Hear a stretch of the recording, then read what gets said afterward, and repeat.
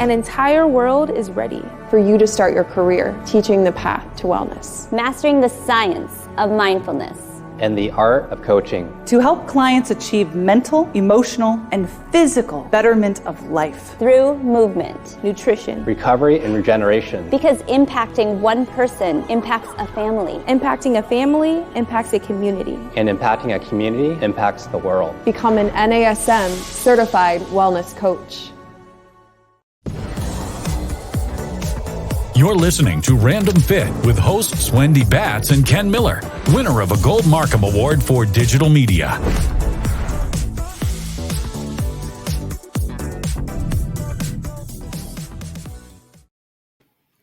Hello, everyone. Welcome to another episode of Random Fit. I am Wendy Batts here with my friend and co-host, Mr. Ken Miller. Ken, how are you today? I am awesome, Wendy. How are you today? Oh, it is a beautiful day here in Atlanta, so I am good. Yeah. Yes. Today's episode is going to be, I think, one that if you listened to last week, we had an interview with Dr. Jeff Godin, and he is an endurance runner and was talking about Spartan races and everything. And that kind of started to bring up the topic of, wow, if someone's running, these ultra marathons or, 100-mile runs, how can you keep from overtraining? Which we appreciate the feedback. We appreciate the comments that we're getting. And so today we're going to talk about signs of overtraining to make sure that you're not going to be a victim of falling into something that could lead to injury or set you back if you have a specific goal in mind. So I'm excited about today. And again, appreciate the feedback and comments, guys. Yeah, no, it's awesome. And that was a great interview with Dr. Jeff Godin. But and talking about running and races, and in that case it was obstacle course races through Spartan, it just made me flash back to when I was running half marathons. And, I know you've run a marathon, Wendy, as have I. And it just brings up these like, oh man, I don't think about the training. And I think, fondly about the actual marathon itself, but it was the, evaluating. So, after you do your postmortem, right, you think about what could I have done better if I do this again? How do I get myself in a better position to finish this race in a faster time, or at least feeling better? But one of the things that I realized is that I definitely overtrained. I was so worried about being underprepared that I didn't say overprepared, but I overtrained definitely. And that's when, looking up, the aspects of overtraining. And I just realized, man, I really did not do myself any favors by getting, the attitude of more is better is not the situation when it comes to training, especially when it, and again, the context I brought up right now is just about running, right? But that definitely happens with your daily exercise routine. If you're one of those people that works out for 2 hours a day, maybe twice a day, 5-6 days a week, even, overtraining just doesn't have to be about the road work. It's anything you impose upon your body that prevents it from recovering the best that it can. Yeah. I mean, when I did my first marathon, just for you guys that are runners, I was always searching for that runner's high. Never got it. Never got it. And I would run only on weekends. I thought, how hard can it be? I had ran a half, so 13.1 is a half, 26.2 is a full. And so when I did I will never forget this. I was running with people who were my friends. They were runners. And I was finally like, you guys just go. I'll meet you at the end. I will finish. I just don't know when. And I hit the 16-mile mark. And instead of celebrating, I just ran 16 miles. I thought, oh my goodness, I have 10.2 to go. Yeah. And so at that point, I started to mess with my mind and everything. But, there is something to underpreparing. I was underprepared because I didn't put in specific mileage. I didn't follow anything. I figured, I can run. I can run 10 miles. So what's another 16? 16.2, that 0.2 does make a huge difference. And so you don't want to leave that out. But I mean, in any sport, and that's what's hard, is because it's very important when you're working with athletes, or you're preparing, even, like if you're a mom and dad and you have kids that are in sports, there is something to overtraining and that repetitive movement and that repetitive stress that you're adding.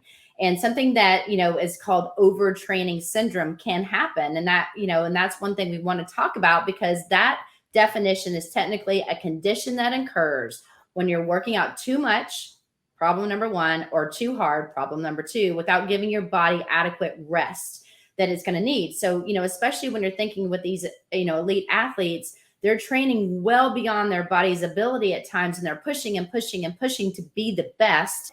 But if you don't recover, then what ends up happening is you're going to break down, and literally that can set you back anywhere, because people are like, well, how do you know? Well, we'll talk about signs for sure. But if you have if you have this syndrome or you overtrain too much, you can be out anywhere from 4 to 6 weeks, and taking 2 to 3 months completely off because you were not smart in the beginning of your programming. I mean, that can be career ending, especially if you're at that level. Yeah. And definitely there are multiple signs that tell you, okay, you've been doing too much. And unfortunately, I ignored some of these signs when I was training for that marathon. More than just about, and one of the things that, we talked about earlier, Wendy, is like, every body is different. Right. Mm-hmm. So some people might show signs sooner than later, or they, it's in different orders or of frequency. Like somebody might feel like they're just feeling tired and fatigued, and somebody might just have problems sleeping. So, these are different things we need to listen to in our body. And unfortunately, it was just, I didn't know any better. And unfortunately, it was just about more ignorance and lack of understanding my own body. You don't know, right? There's me, if I'm talking to you, if you're my client, Wendy, and we're talking about your training, you're describing these things. It's like, hey, you know what? Maybe you should back off. Maybe we need to do some corrective exercise. Maybe we do these things. But of course, when it comes to your own body, you're just like, nah, that's well, that was me. You know what? I'm young. I can do anything, and nobody can stop me. And you know what? And I have the mentality, when I commit to something, I want to be the best. And it doesn't matter if it's the best in my career. It doesn't matter if it's the best on the court or on the field. I want to be really good. And so when I am not, then I want to try harder, because I have a specific goal in mind. Now, whether it's realistic or not, that's a totally different story. And so to your point, you do need to listen to the signs. And so when you're thinking, well, and those of you guys that are just joining us and are trying to figure out what I'm talking about, Ken Miller and myself, Wendy Batts, on Random Fit today are talking about signs of overtraining. And again, just looking and listening to the interview we had last week, and then talking about our own experiences, Ken and I were like, you know what, this would be a perfect podcast because it's so relatable. And you talked about fatigue and, poor quality of sleep. I mean, those are two that were on the list that were like big, bold. And you saw constantly when you were looking at the different research on things that are triggers. But one that I thought was actually pretty funny was tension, depression, anger, or confusion. And I'm like,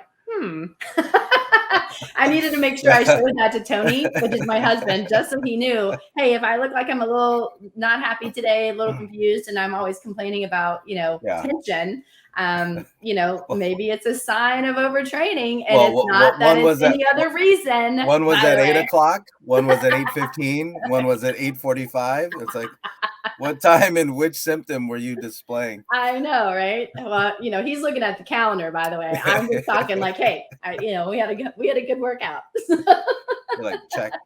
Yeah, check. But another one too is, like you said, it's the lack of energy and like your, decreased motivation and moodiness. I mean, those are really like lifestyle things that can happen when you are hitting the gym. When you get done with the workout, this is what we do for a living. You should feel like you actually have more energy each and every day. You're revitalized, you're moving better, you're feeling better. I mean, there's a difference between being sore, and we talked about that as well, but we're talking about just in general. And so if you notice that these are some of the signs that you are feeling in your lifestyle, again, not just in the gym, these are some signs that you could be overtraining, and it's important to reevaluate your programming.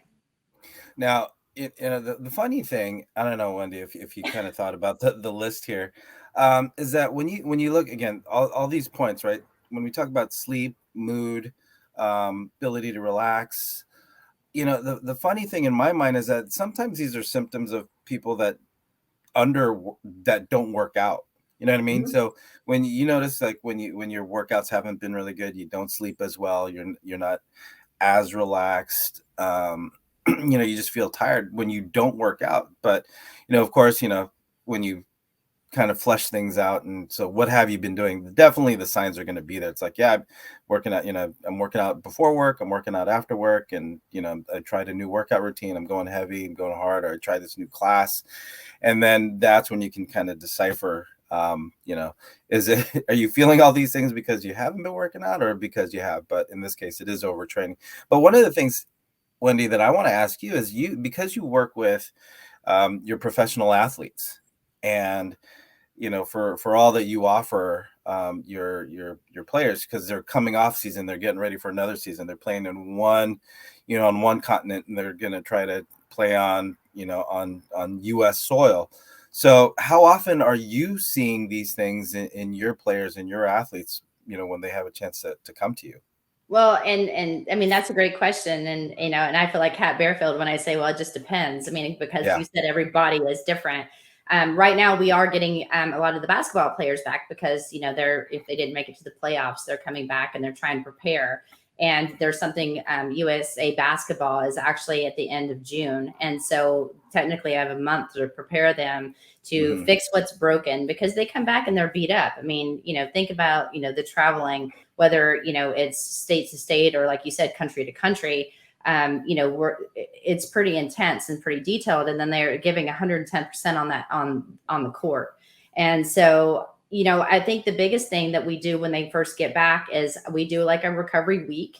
So they come in, I reevaluate everything, I look at everything, I try to find out what's overactive, what are their nagging problems, because they have been kind of overtrained. Because unfortunately, some of these strength and conditioning coaches that they're working with, especially if they're not one of our USA basketball, but they're from a different country, they push and push and push and do a lot of Olympic lifting, and they're in season. And so, sometimes everyone's got different methodologies and ways of thinking. And so I think it's very important to try to talk to them. How is their body feeling at that time? And I can't give them 2 months to recover. And so for me, it's like, okay, we need to do some recovery, use recovery tools and equipments like, the Normatec boots, for example, or compression boots. And we do a lot of vibration, therapy. I do a lot of manual work to realign joints. And then we start into more corrective to realign the body. And then we slowly start building a program, because their skill and ability is there. And I think as a mom, it's hard, to try to make people understand, especially when they have their kid that's doing travel ball and all of these things, they're not getting any downtime.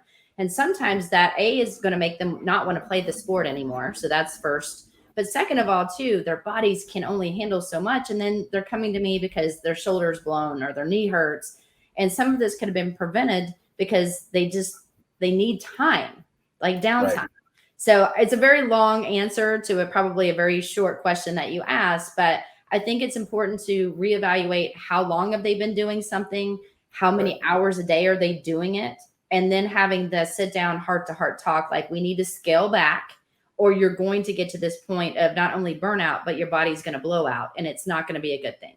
And so I think just communication and then just having the knowledge and talking through it makes them start to see that, oh, I do same leg, same arm, same thing. If you're golfing, or you're turning the same way, you're throwing a baseball, it's the same side, same way, so you have to be smart. And that's going to actually start bringing up the next thing that you and I are going to talk about, what do you do in that situation? What's the treatment, if you will, if that even makes sense? Yeah, I mean, and I was really curious, and thanks for answering that, Wendy, because, here we are on Random Fit talking about signs of overtraining with myself, Ken Miller, and Wendy Batts. And I think a very timely topic, considering as we are recording this, we're heading into the summer. And one of the things that I'm going to be heading off to for at least a week is going and working with a summer league baseball team, which is a wood bat league for college baseball players. But one of the things that I look at when working with these players is that they're coming off of their season, right, which is the spring in collegiate baseball. But a lot of them have been doing, conditioning and playing in the fall as well, right? And with my high school kids, if they're doing travel ball, they just got done playing, their high school season, and now they're ready to do more travel ball over the summer. So a lot of these things are just for at your level with basketball at the professional level, or when it comes to even high school and junior high. Unfortunately, overtraining is one of those things that you kind of have to, if you're working with somebody, or if you have kids that do year-round sport, and I'm not just talking about playing one sport in the fall, one sport in the spring, one sport in the summer. I wish it was still that way.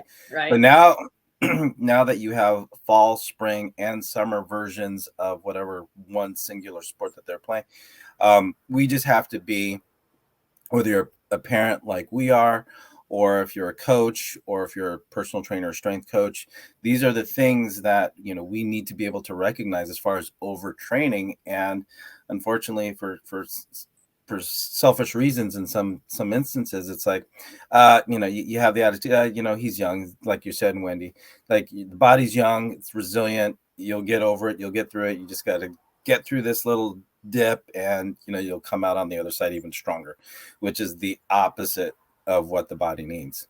Yeah. And we've talked about this before too, Ken. I mean, when you're looking at some of the research that we've seen, obviously you want, especially if you have kids that are growing up in sport, I think it's phenomenal, because again, you want them to have that team, team building, and really working on the relationship of how to, play the sport, be active, learn to rotate, build power, endurance, be a team player, listen to your coaches and stuff. All of that's important. But if you think about this, we talked about this and we've seen it, that you really should be multi-sport until at least the ages of 15, 16, because your body is still growing, it's still adaptive, and that repetitive movement can lead to overtraining. And then when you get to the elite level, we're going to see more and more breakdowns, because they were, they didn't start putting, and they didn't start putting a pitch count on professional pitchers, or even in high school, until just not that long ago. And so you can have kids that are constantly throwing day, night, multiple, on the practice field, in practice, they go to their training, their trainer's having them do the same mechanics, and it was not beneficial. So I love the fact that they're starting to look at all of this all together, like pitch counts and different movements. But when we're thinking about, looking at ways to do that, one of the number one ways is to do cross training. And so, first and foremost, especially with my basketball people, when they came back, or even with any of them, I tell them, when you're coming back from the season, take one week off and spend it with your family. I don't want to see you. I don't want to hear from you. I just want you to just be you. And that's one of the things that it says. That's a really good sign that somebody is literally going to rest their body at least one good week before you start implementing the right process. But I think also too, when they do come to you and you're working with them, or if you're working with your kids, or if you're working out together as a family, do different things, because don't do anything that's going to mimic that sport. Sometimes that's going to not be beneficial. It could be detrimental. And I think that's hard for people to understand. I'm always doing things in a forward position, start doing more things in a backward position to realign your body. So therefore it's going to work in better harmony.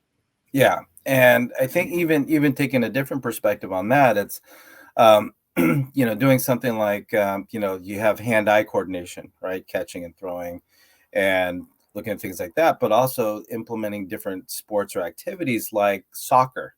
Right now it's eye-foot coordination, right? Or things that you do on land versus in the water, which is, one of the things that we do is we definitely keep our kids in the pool. They're doing the club swim. My daughter's playing water polo, but we still want to emphasize their other interests, things that, that come in seasonally in their lives, which is, basketball and baseball, just to keep their minds, working in different ways. And I think that's the other thing we have to look at, is just mentally, can they, from a thought process standpoint, if you're playing soccer, there's a certain amount of people on the field, there's a certain field of vision that you need to keep. If it's baseball, there's a certain dimension to the field. Strategy is going to be different. Basketball, definitely the same thing. But if we get them challenged both, well, mentally as well as physically, because we can't separate the two, right? It's all one and the same. So we challenge the mind differently, we challenge the body differently. That keeps their interest there versus, and I'm sure you're seeing it too, Wendy, where kids are burning out by high school. Like I know. their freshman year, they've been playing 6 years of baseball already. And unfortunately, that sometimes, it's like they got the elbow stress and they're like, my kid can't throw anymore. It's like, well, you've been hammering, the change up, the fastball, and the curveball for the last 5-6 years. They have a bum elbow, and now they're just like, what, I'm good. I'm tired of being hurt, unfortunately. Yes. Or, now, I've actually heard, and I work a lot of with some high school kids that are getting ready to go to college. And, Yep. one of the things that I heard the other day on the table was like, yeah, I just had a buddy that went through Tommy John surgery, which is a Right. reconstruction of the elbow.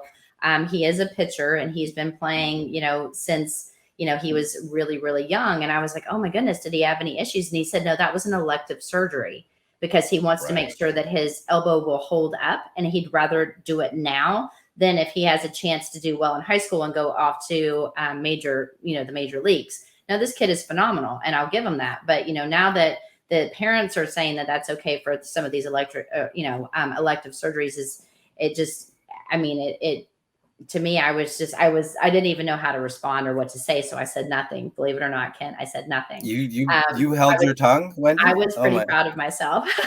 and those of you guys that are joining Ken Miller and myself, Wendy Batts, today on Random Fit, we're talking about signs of overtraining. And so, just if you're just joining us, just as a recap, some of the things to really think about is if you start to overtrain, you could actually be taking or have forced to take 2 to 3 months off of what you're currently doing. So, ways to avoid that is if you start to look within your lifestyle and yourself and you see that you have fatigue, you're decreasing, like your performance just isn't there. You're starting to feel like tension and moodiness and, anger, or you have problems relaxing, poor quality of sleep. These are some telltale signs that you want to reevaluate your programming.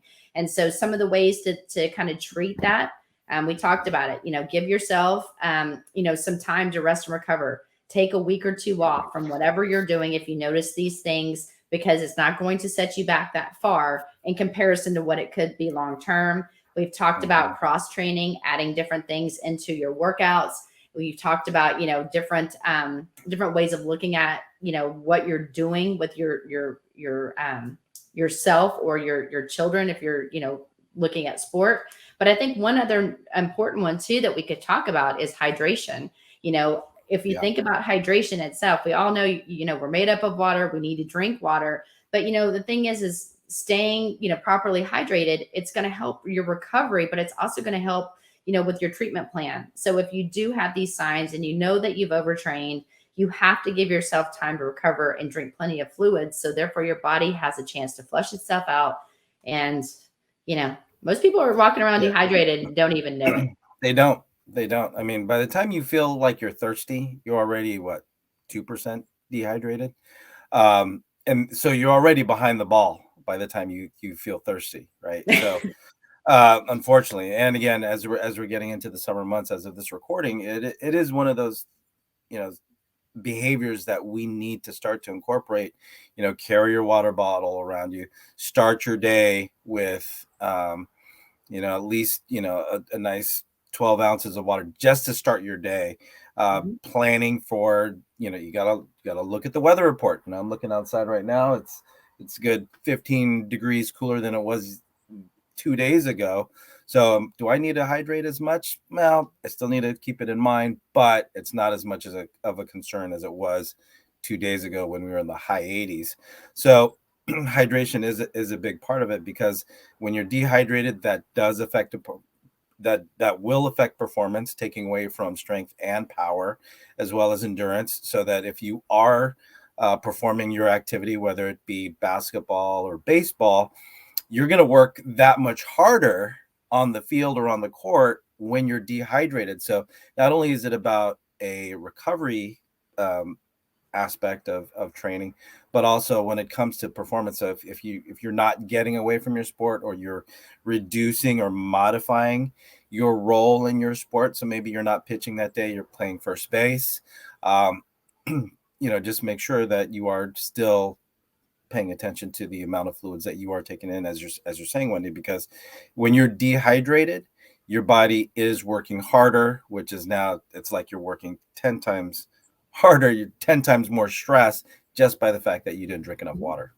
And that, and you also have to look at your diet. I mean, we're talking a lot about playing sports, but this could even be in the gym. I mean, if you're hitting the weights really, really hard, and some people are doing these 2-a-days, and then they want to go out and do some cardio because you only have certain days in your calendar week that allow you to do your workout, and you feel like you're doing this, and then you're like, oh, I can squeeze in this time, and I can do it this next day. Think about when you're looking at sports nutrition, and especially if I think everyone, Marty and I say this all the time, every body is technically an athlete. It just to what level, but you want to make sure that you're getting enough protein and enough carbohydrates for you. And again, what is that number? I'm not the person to give you those figures, but you can talk to an RD. You can kind of look up research about what it is that you do every day. You can talk to people that are out there that can help you with a diet plan if that's it. But if you're like thinking about sports, recovery,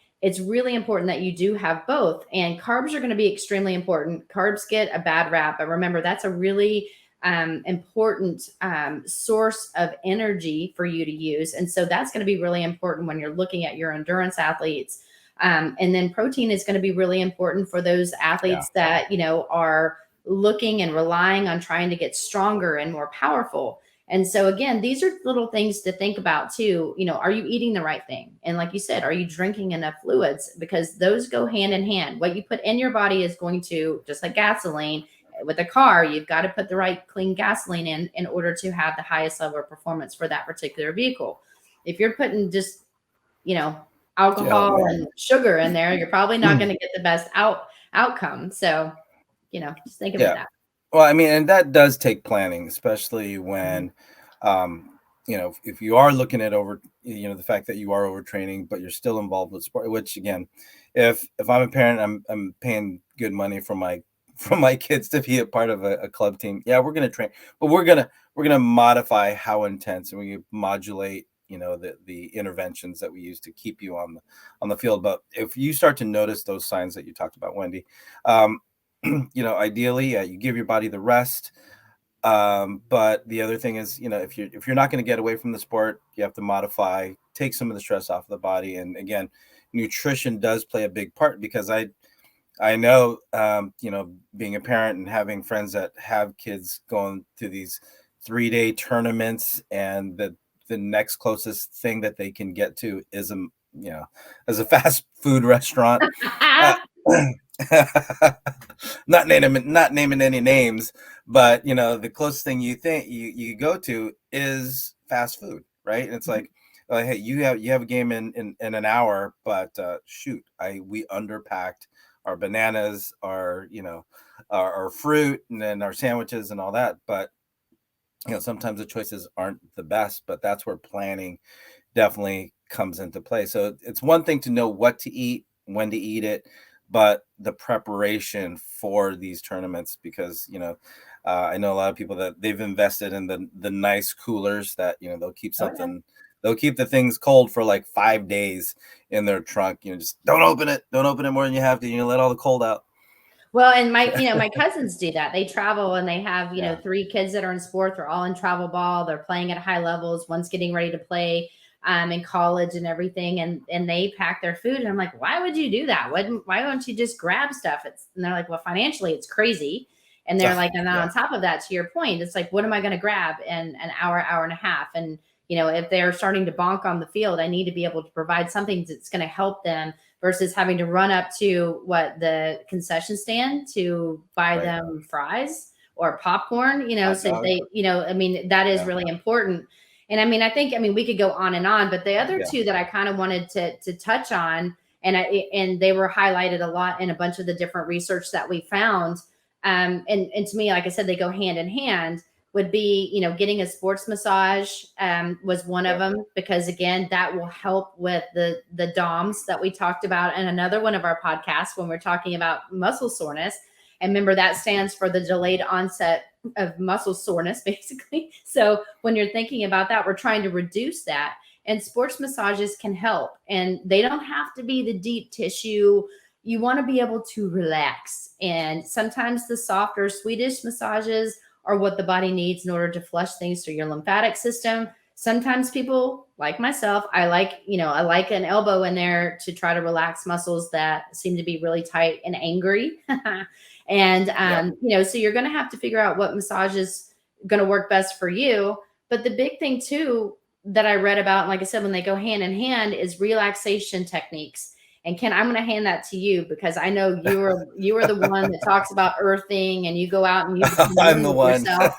I have a problem with that. I have a really hard time relaxing. That's just not in my nature. And for me to do it, I think I'm going to have to go get therapy to learn how to relax, because it's just not my thing. So I'm going to let you talk us through that part. Well, when it comes to relaxation, it's as simple as just laying there, elevating your feet. And, you can put one hand on your chest, one hand on your belly, and you're just going to, breathe in and watch your sequencing. And, with one hand on my chest, one hand on my belly, I'm just going to look at, okay, does my belly distend? Does it rise first, or does my chest rise first? And here we want to look at, are you using your deep core muscles? And one of the big ones that's involved with breathing is your diaphragm. So when your belly distends, that's your diaphragm pushing your guts down and forcing everything else outward. And then secondarily, now we have the space to expand and our lungs just grow within our rib cage. So you're just going to watch for sequencing slow, deep breaths. Again, if you're doing something to where you're 4 seconds in, 5 seconds out, when you have a longer exhale than you have an inhale, that's going to promote that relaxation response, right? So again, part of putting stress into your body that we have to consider is taking stress out. So first things first, looking at, mentally, what are we doing to down regulate you, get your mind to calm down first. And then we can think about the body following what the mind is leading in the way of relaxing. So it's hard to relax muscles. Like, Wendy, just emotionally, if you get riled up, right, where does your tension go for a lot of people? It's in the neck. So, and that's all mental, right? So if you're one of those at 5 o'clock in the afternoon, you're like, man, my shoulder and my neck, it's all tense. Some people it's going to show in their low back. But relaxation techniques is just one way to get the body to relax. So if you're in the midst of it all in your sport and athletic season, some ways to interject that de-stressing, that relaxation, countering the stress and the tension that's in your muscle is relaxation techniques. And that could be watching a comedy, that could be just going outside, communing with nature, laying on the grass, taking off your shoes and all that good stuff. What you're saying is, because I'm struggling, I'm just a head case, is what you're saying. I'm not saying that at all. I appreciate that. I'm just saying people that might get stressed out might need a little bit of breathing technique. And those of you guys that have joined Ken Miller and I on Random Fit this week, we were talking about signs of overtraining. Guys, look within yourself. And if you start to notice that you're tired, that you're losing your energy, you're having trouble sleeping, you're becoming moody, think about some of the techniques that we just discussed. And so again, just as a recap, look at rest and recovery, take some time off. Think about what we just talked about, which was the relaxation techniques, which again, I need to focus on personally. Sports massages, going and any kind of massage that's going to help you relax, try to get your muscles in a better position, and realignment is always going to be good. If you want to go back to the gym and you have a hard time not accepting that you are not supposed to be going in there, think about some cross training, look at your nutrition, look at your hydration. And I think if you kind of, this is just basically how you should live your life in general, like when you're looking at healthy lifestyle, but just be careful, look for these signs of overtraining. And, and Ken, I enjoyed today because I thought it came at a really good time. And I like the fact too, that we got these comments from our listeners. And so again, I just want to say thank you for reaching out to us, letting us know what you want us to talk about, because we're here to help you and we want to inspire you to live a healthier lifestyle. And so when we know what you want to hear, that really, it means a lot. Yeah. And when overtraining, it's just, a lot of people don't recognize it until you tell them, right? Sometimes you got to be a mirror. So if you're listening to this and you're not a personal trainer, but you hear somebody talking about their lack of sleep, their fatigue, general feeling of malaise, whatever that sign or symptom is that they're overtraining, it's like, you know what, maybe you should take a day off, take a couple days off. Maybe you should try this yoga class, or let's go to the pool, let's swim around for a little bit, let's kind of unload and just do something different with our bodies. So I think you just gotta listen to your body. And I think we're so ingrained in technology these days, and we are stressed, and we're surrounded by a lot of stimulus that we oftentimes do not look inward. And when you have a chance to do that and you see some of these signs, take some of these steps, try different things, different times of day to varying degrees. Again, nutrition is going to be very personal. Sleep's going to be very, very personal. De-stressing, relaxation is going to be very personal. So try different things, research more. Again, we do these podcasts just to kind of highlight some of the things that are out there in the fitness industry randomly. So hopefully you'll take some of this information, do some more research for yourself, and see what works for you. Because sometimes the smallest, it might seem like a small thing, but it might mean big results for you in the long term. So Wendy, thank you again for everything that you had to share, your insights, as I always learn a lot from our time together here on Random Fit. So for this episode of Random Fit, thanks everybody for listening to this topic of watching the signs and symptoms of overtraining. So hopefully you got something out of it. If you want to hear something more, you want to hear other things regarding fitness and how we can enhance your lifestyle and wellness, let us know by following and subscribing, and more importantly, commenting. Let us know what you guys want to hear. And until next time, take care, everybody, and be well.